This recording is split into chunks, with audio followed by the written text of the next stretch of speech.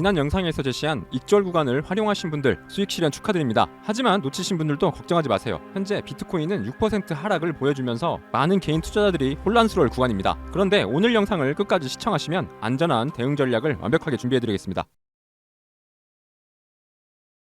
구독 버튼 한번 눌러주시고 바로 시작하겠습니다. 먼저 지난 영상부터 복귀해보도록 하겠습니다. 이더리움의 강세를 정확히 예측했었죠. 실제로 비트코인보다 이더리움이 더 강한 상승세를 보인 며칠이었습니다. 그리고 현재도 이더리움은 강세 속에 있습니다. 보시는 차트처럼 비트코인보다 반등폭이 높고 도미넌스 역시 아직 꺾이지 않았습니다. 따라서 이더리움에 대한 기대를 계속 가져가셔야 됩니다. 상단에 보이는 것은 비트코인 도미넌스고요. 하단에 보이는 건 이더리움 도미넌스입니다. 보시는 것과 같이 비트코인 도미넌스는 하락하는 추세를 보여주고 있고요. 이더리움 도미넌스 같은 경우는 계속해서 상방으로 추세를 유지하고 있는 걸 확인할 수 있겠습니다. 비트코인보다는 이더리움에 집중하자 그대로 유지하도록 하겠습니다. 다음으로 비트코인 분석 복귀해 보도록 하겠습니다. 제시한 분할 익절 구간들을 정확히 터치하면서 수익으로 마감되었습니다. 고점을 갱신하자마자 하락하는 패턴을 보여줬고 그래서 매도 기준과 단기 트레이딩 기준들을 실시간으로 텔레그램과 카톡방에 공유드렸었죠. 참고로 더 자세한 분석이 궁금하신 분들은 무료 커뮤니티에 참여해보세요. 수많은 고수들의 차트 분석으로 가득한 고품격 스터디 채널입니다. 지난 영상에 대한 해제는 그만하고요. 이제 8월 15일 오늘의 비트코인 분석입니다. 오늘의 메인 관점은 6% 정도 하락을 보여줬지만 그럼에도 불구하고 매수로 대응하겠다입니다. 그럼 근거와 기준들 하나씩 설명드리겠습니다. 첫 번째 근거입니다. 아직은 추세가 유지 중이다. 우리가 차트를 볼 때 가장 먼저 체크해야 되는 것은 추세입니다. 추세란 시장에 부는 바람과 같습니다. 훈풍을 타고 날아가듯이 큰 해류처럼 흐르는 방향은 쉽게 바뀌지 않습니다. 이 부분 꼭 기억하셔야겠죠. 그런데 추세를 판단할 때 가장 시각적으로 보기 쉬운 것은 이동평균선입니다. 캔들의 합이 고점을 갱신하고 저점을 올려갈 때는 우리는 그것을 상승 추세라고 말합니다. 물론 현재는 74K부터 올라온 추세가 이어져서 피로도가 매우 높은 구간입니다. 그래서 길게 끌고 갈 만한 매력적인 매수 자리는 아닙니다만 현재 구간을 뚝 잘라서 본다면 아직 추세 전환이 일어났다고 해석할 수 없습니다. 따라서 눌리면 매수 기회가 살아있는 영역으로 저는 판단하고 있습니다. 구체적으로 이동평균선을 띄워놓고 체크 한번 해보시죠. 보시는 흰색 라인은 21선이고요. 노란색 라인은 35일선입니다. 비트코인은 35일선을 밟고 잘 상승해줬고요. 보시는 것처럼 21선에서 정확하게 지지를 받은 걸 확인할 수 있습니다. 다만 다시 내려간다면 21선은 깨질 확률이 높습니다. 그 이유는 조금 더 당겨서 확인해 보도록 하겠습니다. 양봉, 음봉으로 구성된 하락 장악형 캔들이 출현했기 때문이죠. 추세 전환의 자리가 될 수 있기 때문입니다. 그래서 저는 어제 만든 저점을 깬다면 35일선까지 하락을 열어두고 시장을 바라보고자 합니다. 만약 일봉상 35일선의 지지를 받는다면 현재 추세가 깨지지 않고 잘 이어질 수 있다 해석해 볼 수 있겠죠. 꼭 기억해야 될 포인트입니다. 눌림이 나온다면 35일선을 깨는지 체크하는 게 가장 큰 메인 관점이 되겠습니다. 두 번째 근거입니다. 개미들의 심리를 역이용하자인데요. 보시는 것처럼 비트코인은 신고가를 살포시 찔러주고 올라타지 못한 채 바로 밀리는 그림을 보여줬습니다. 이 위치에서 우리들은 개미들의 심리를 분석해 봐야 됩니다. 현재 이미 늦은 자리에서 매수 버튼을 누리기는 꽤나 부담스러운 자리입니다. 또한 도박 근성이 있는 개미들은 머리끝 숏에 대한 베팅을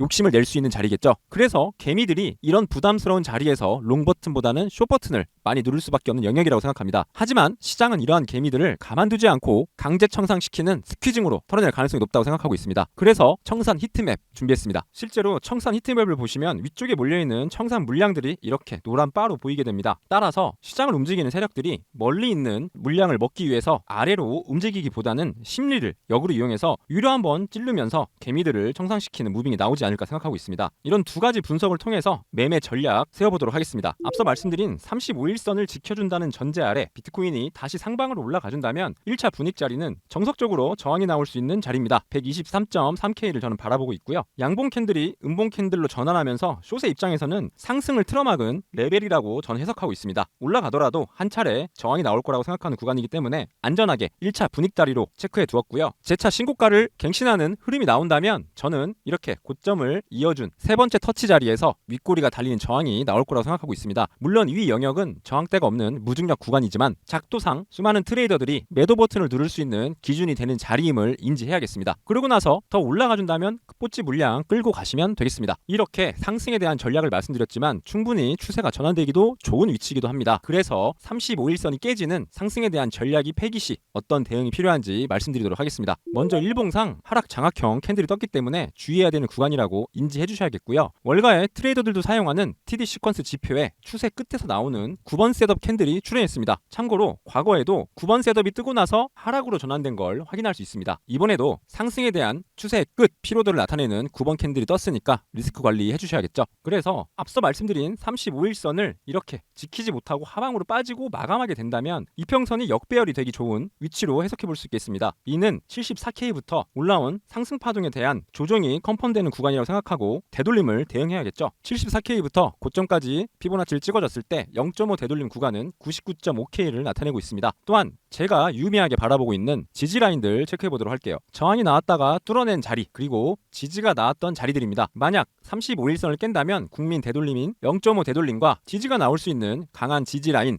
96.9K와 100.9K 이 두 영역을 다음번에 매수를 받아볼 만한 자리로 기억해 주시면 되겠습니다. 자, 상승 전략뿐 아니라 대응까지 모두 말씀드렸습니다. 이제 모든 준비는 끝났고 시장이 어떤 방향을 가든 대응으로 이기는 트레이딩을 하시면 되겠습니다. 오늘의 영상이 도움이 되셨길 진심으로 바라며 구독, 좋아요 부탁드리겠습니다. 마지막으로 더 자세한 실시간 분석이 궁금하신 분들은 하단의 더보기란을 통해서 지금 바로 카톡방과 텔레그램에 입장해 주세요. 감사합니다.